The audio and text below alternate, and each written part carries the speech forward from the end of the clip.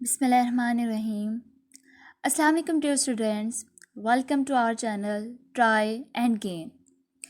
Students, आज हम start करेंगे क्लास 9 का टॉपिक एवोगैड्रोस नंबर। एवोगैड्रोस नंबर पढ़ने से पहले मैं आपको थोड़ा सा इसका कॉन्सेप्ट देती हूँ। आपके पास कोई भी सब्सटेंस है, आपको पता है सब्सटेंस हम किसे कहते हैं? Pure form of matter. Pure form of matter is called substance. आपके पास सब्सटेंस कुछ भी हो सकता है, आपके पास सब्सटेंस एलिमेंट हो सकता है। आपको पता है एलिमेंट किससे मिलके बनता है? एलिमेंट बनता है एटम से मिलके, ठीक है। सेकंड, आपके पास कोई भी मॉलिक्यूल हो सकता है, ठीक है। फॉर एग्जांपल आपके पास मैं कह रही हूँ वाटर है, वाटर क्या है? मॉलिक्यूल। थर्ड, आपके पास कोई हो सकता है फार्मूला यूनिट से मिलके बना हुआ, फार्मूला यूनिट्स हो सकते हैं आपके पास। फार्मूला यूनिट क्या क्या हो सकते हैं? फार्मूला यूनिट आपके पास हो सकता है NaCl हो सकता है, ठीक है। अब हम इनको मज़ीद देखते हैं नेक्स्ट, ठीक है। आपको पता है मैं कह रही हूँ कि आपके पास कोई भी एलिमेंट है, जिस तरह एलिमेंट किससे मिलके बनता है, ठीक है। आपके पास कोई भी एलिमेंट है, फर्स्ट कर लें आपके पास नाइट्रोजन है। आपको पता है नाइट्रोजन किससे मिलके बना है? नाइट्रोजन मिलके बना है एटम से, ठीक है। इसी तरह आप ले लें मॉलिक्यूल्स का, उससे से बनी हुई कोई भी चीज़। फर्स्ट कर लें आपके पास एक ग्लास है, ठीक है।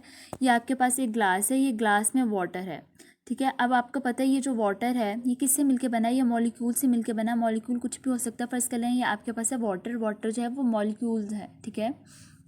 थर्ड, आप देख लें कि आपके पास कोई भी पॉट है, उसके अंदर जो है वो बुझा हुआ चूना है CaCO3, कैल्शियम कार्बोनेट है आपके पास, ठीक है। आपको पता है कैल्शियम कार्बोनेट जो है फार्मूला यूनिट्स हैं, ठीक है। ये किससे मिल ये क्या है? इसके अंदर CaCO3 फार्मूला यूनिट। अब आपने ये देखें कि मैंने कहा है नाइट्रोजन जो है, नाइट्रोजन एक एलिमेंट है हमारे पास, और नाइट्रोजन मिलके बना है किससे? एटम से। नंबर ऑफ एटम्स नहीं मैंने बताया, मैंने सिर्फ ये कहा है कि नाइट्रोजन जो है वो एटम से मिलके बना है। मैंने ये नहीं कहा है कि एक एटम से मिलके बना है, ये दो एटम से मिलके बना है। हाँ, नाइट्रोजन जो है वो सेम एक ही तरह के एटम से मिलके बना है, लेकिन number of atoms are not specific, ठीक है। इसी तरह मैं कह रही हूँ कि ये आपके पास जो ग्लास ऑफ वाटर है, ठीक है, इसके अंदर H2O यानी वाटर मॉलिक्यूल्स हैं। मैंने ये नहीं कहा कि ये कितने इसके अंदर जो है वो मॉलिक्यूल्स हैं, ठीक है। इसी तरह फार्मूला यूनिट CaCO3, ये स्पोर्ट के अंदर जितने भी फार्मूला यूनिट है मैंने उनकी तादाद नहीं बताई। आपको पता है मैं यहाँ पे कोई छोटा सा डॉट, यहाँ पे एक छोटा सा डॉट ड्रा कर रही हूँ, इस डॉट के अंदर भी मिलियंस बिलियंस ऑफ एटम्स होते हैं, ठीक है। बहुत ज़्यादा एटम्स होते हैं। बहुत ज़्यादा से मुराद ये है कि हम उनको गिन नहीं सकते, हम ये नहीं बता सकते कि इनकी तादाद कितनी है। आप एक छोटा सा फुल स्टॉप ही अपने पेपर पर ड्रॉ कर लें तो उसके अंदर मिलियन बिलियंस ऑफ एटम्स होंगे, ठीक है। इनको गिनना जो है वो हमारे लिए मुश्किल नहीं बल्कि नामुमकिन है, ठीक है। इसी तरह मैंने ये कहा है कि नाइट्रोजन जो एटम से मिलकर बना है, ये पता नहीं कितने एटम्स है। वाटर के जो ग्लास है, उस ग्लास के अंदर मौजूद वाटर मॉलिक्यूल्स को हम काउंट नहीं कर सकते। इस पॉट के अंदर मौजूद जो है फार्मूला यूनिट्स को हम काउंट नहीं कर सकते, ठीक है। इसलिए इसके लिए एक आसानी है हमारे पास, ठीक है। Avogadro's number. एवोगैड्रोस नंबर हमें ये बताते हैं कि एवोगैड्रोस नंबर जो है वो एक्चुअली पार्टिकल्स हैं, ठीक है। इन पार्टिकल्स की जो तादाद है ये 6.02 मल्टीप्लाई बाई 10⁻23 है। ये 6.022 मल्टीप्लाई बाई 10⁻23 भी हो सकता है, ठीक है। आपने ये परेशानी होना कि ये 6.02 है या फिर 6.022 है। आपकी बुक पे जो है वो 6.02 है, गूगल आपको 6.022 भी बताएगा, ठीक है। ये थोड़ी बहुत वैल्यू में फ़र्क आ जाता है, अप्रोक्सीमेट करके लिखी होती है, ठीक है। ज़्यादातर पॉइंट में पॉइंट के बाद दो जो है वो हिंसे लिखे जाते हैं, लेकिन गूगल पे जो है वो पॉइंट के बाद 3 हिंसे लिखे हुए हैं, सो डोंट वरी, ठीक है। अच्छा, अब अपने टॉपिक की तरफ वापस आते हैं। एवोगैड्रोस नंबर जो है ये 6.02 मल्टीप्लाई बाई 10⁻23 पार्टिकल्स हैं, ठीक है। इन पार्टिकल्स का कलेक्शन है, इन पार्टिकल्स को हम कहते हैं एवोगैड्रोस नंबर। अब आपने याद ये रखना है कि जो एवोगैड्रोस नंबर हैं 6.02 मल्टीप्लाई बाई 10⁻23 ये बराबर हैं 1 मोल के, ठीक है। ये किसके बराबर है? ये बराबर है 1 मोल के। 1 मोल से मुराद ये है कि मैं आपको कहूँ कि मेरे पास है 12 अंडे, ठीक है। 12 अंडे, आपके जहन में सबसे पहला ख्याल क्या आएगा कि अच्छा अगर 12 एग्स हैं तो ये 1 डज़न के बराबर होंगे, ठीक है। 12 अंडे 1 दर्जन के बराबर होते हैं ना, तो इसी तरह ये जो आपने ये बात रट लेनी है, अपने जहन में अच्छे से बैठा लें कि 6.02 जो है 6.02 मल्टीप्लाई बाय 10⁻23 जो है ये बराबर है 1 मोल के। ठीक है, किसके बराबर हैं? 1 मोल के। इसी तरह मैं कहती हूँ कि जो है वाटर का ग्लास है, ठीक है, इसके ये 1 मोल है, इसके अंदर 1 मोल जो है मतलब है वाटर मॉलिक्यूल्स। ठीक है, तो आपने ये बात याद कर लेनी है कि अगर ये 1 मोल है तो 1 मोल किसके बराबर है? 6.02 मल्टीप्लाई बाय 10⁻23 पार्टिकल से मिलकर बना है।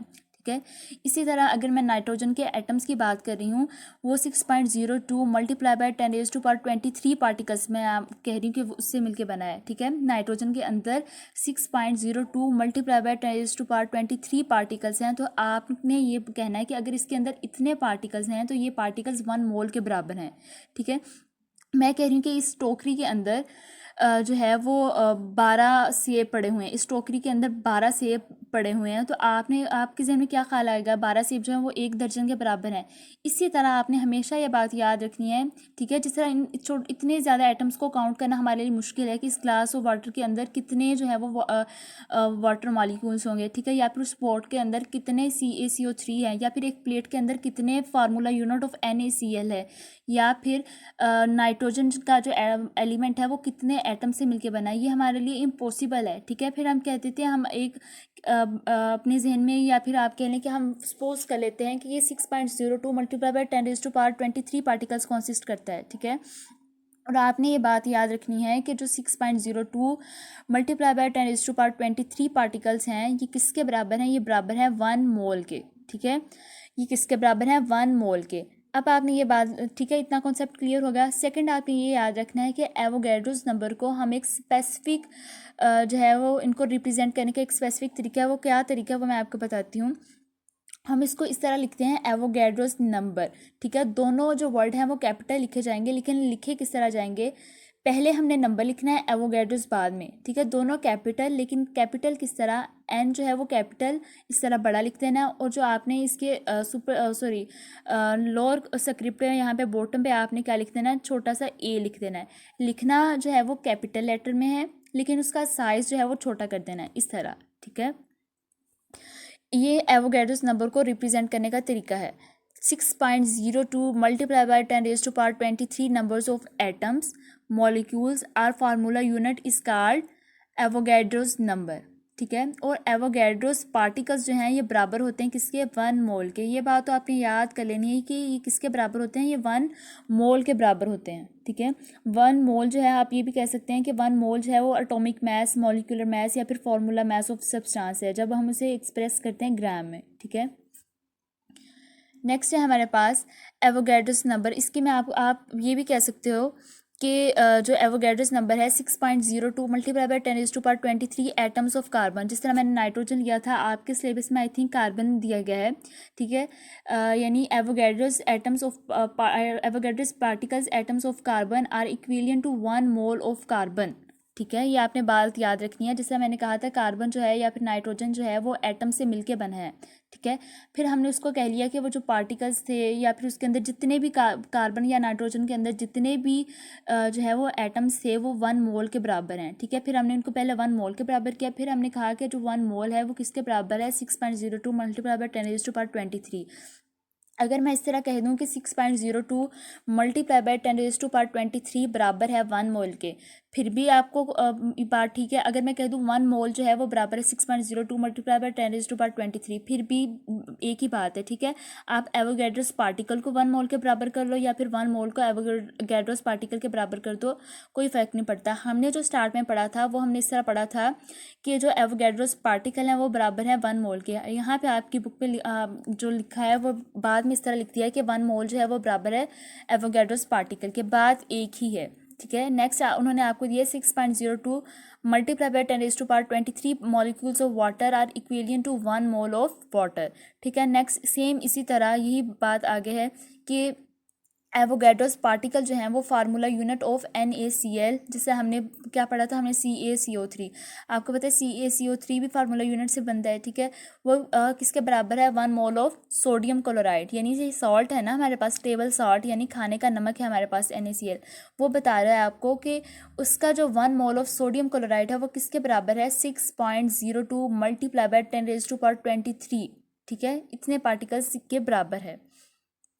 नेक्स्ट थोड़ी सी कैलकुलेशन उन्होंने आपको दी है कि आपको पता है वाटर का फार्मूला क्या है, वाटर का फार्मूला है H2O, यानी वाटर मिलके बनता है 2 हाइड्रोजन हो आपके पास 2 हाइड्रोजन हो और 1 ऑक्सीजन हो, फिर आपके पास क्या बनता है, फिर आपके पास बनता है वाटर, ठीक है। ये वाटर का फार्मूला है H2O।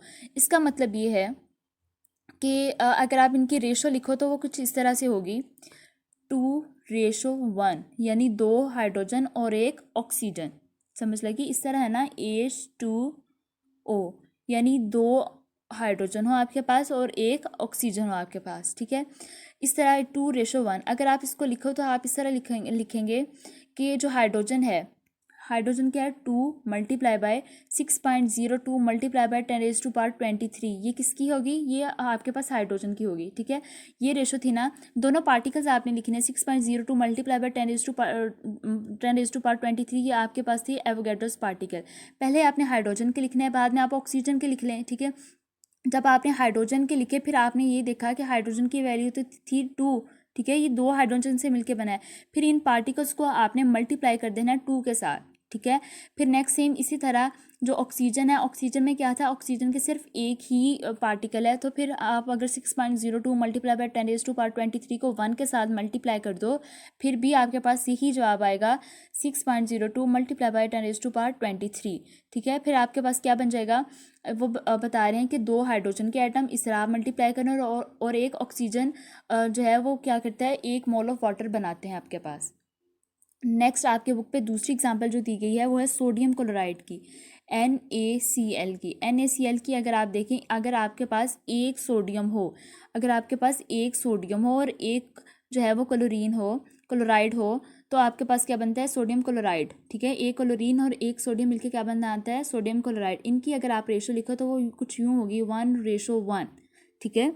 ये आपके पास क्या होगी, ये आपके पास इस तरह होगी, 1:1, ठीक है। अब आप इन दोनों की रेशो लिखो, इसकी जो है सोडियम की क्या आ जाएगी, 6.02 मल्टीप्लाई बाय 10⁻23। सेम इसी तरह अगर आप लिखें क्लोरीन की, तो क्लोरीन की आपके पास क्या आ जाएगी, क्लोरीन की भी सेम यही आ जाएगी, 6.02 मल्टीप्लाई बाय 10⁻23, सेम दोनों की रेशो आ जाएगी।